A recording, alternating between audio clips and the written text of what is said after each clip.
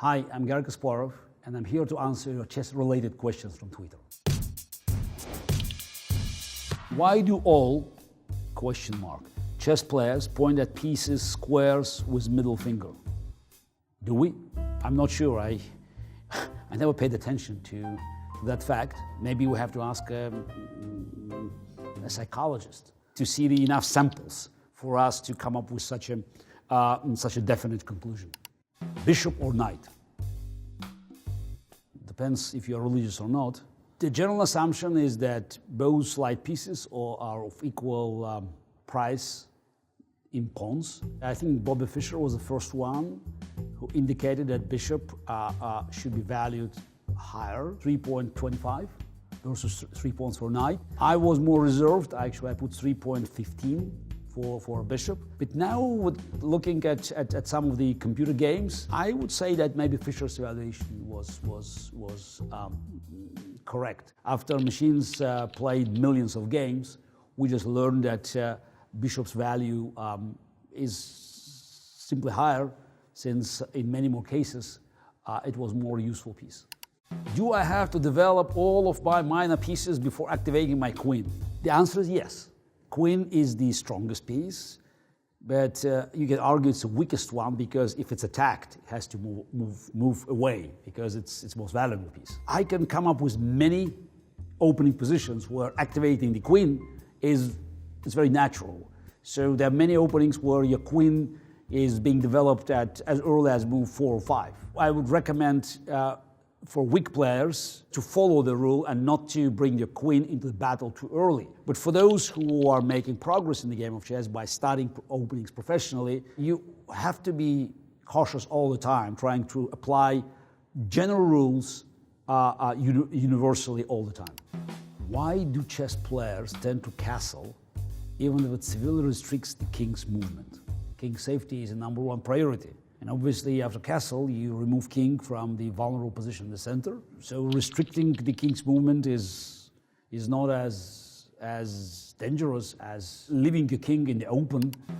You are in doubt and you want to castle, but short or long, in 1 or 2. It depends on your mood. I would say if you castle short, it's a roughly even game, but you cannot expect to gain an advantage. So castling long is more aggressive, more ambitious, but it's riskier. Now with the second one, Black has a very comfortable game.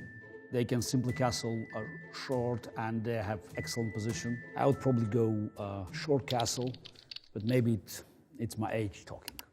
What is your favorite gambit opening in chess with A, white, B, black? I don't think gambits are just offering you an advantage against a well-prepared opponent. I loved Evans' gambit. I played quite a few games, and some of them were destructive wins. Now with black, I played a couple of times Volga gambit, Benko gambit, as is known in the free world. I can hardly think of any real gambits with black except the Benko gambit, where you can that you can employ at the professional level. Mr. Kasparov, in your expert opinion, why doesn't Anand or Carlsen, for that matter, ever use something wild like King's Gambit? Because it's wild. Players at that level, they don't play wild openings in serious games. I can tell you spend a lot of time analyzing it, and it always ends up with negative results. So that's why, if you are a big fan of the King's Gambit, I wouldn't recommend you holding your breath expecting Carlsen or other top players employing it in the top tournaments. On another note, do you advocate Evans' Gambit versus a stronger player, or will it be crushed these days? It's hard to say no for Evans' Gambit because I won quite a few games. Very memorable one against Vishy Anand in 1995, the first time I used Evans' Gambit. So for strong player, someone who is known for his or her preparation, I think you have to be very cautious by making such a choice. It depends very much on what you mean saying strong player. So, because we can disagree on the definition. Though I think that if you want to play such a sharp opening as Evans' Gambit, sacrificing a pawn at move 4, you are not thinking of equalizing. You're thinking about taking initiative and crushing your opponents. So again, it's up to you, but just bear in mind, that Evans Gambit has disappeared completely from the games of the top players. Can anyone recommend a good book on chess endgame? Mark Dvoretsky's book, Endgame. It helps strong players to become stronger. So I enjoyed reading the book, and you can always learn something from there, even if you are weak, relatively weak player, or a very strong one. Is control of the center one of the most important things you must do in order to win the game of chess? Yeah, it is very, very important, but I can give you many examples where you control the center, but your king is being mated. I would strongly recommend that you put king safety as a number one priority. Tech AI types as a genuine question. How much should we read into the ability of a computer to quickly get really good at chess or Go?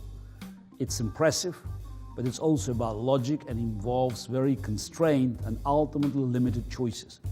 I think you answered the question. It's about the logic, but it's a closed system because we establish the rules. We should recognize that the moment the open-ended system has been limited to a closed framework, machines will do a better job by simply just going around this and establishing their own set of priorities. Chess and other games, like Go, they're offering an excellent opportunity to study the ability of machines for us to look into much bigger problems of the universe and nature. Learning chess. Why does the horsey one move so crazy? Why not straight lines like castle head?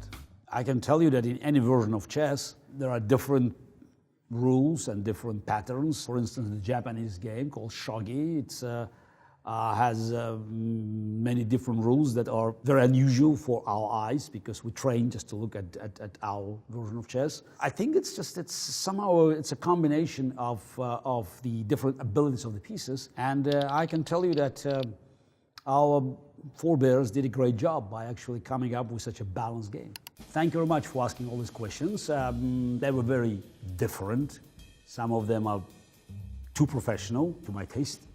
Some of them are very primitive, again, to my taste. But that's the beauty of the game of chess. You can enjoy the game, you can ask questions, even if you are a very weak player, or if you are an experienced club player, or even a very, very strong player. And that creates this global chess family. And I'm always happy to address any concern that comes from every layer of chess knowledge in the world.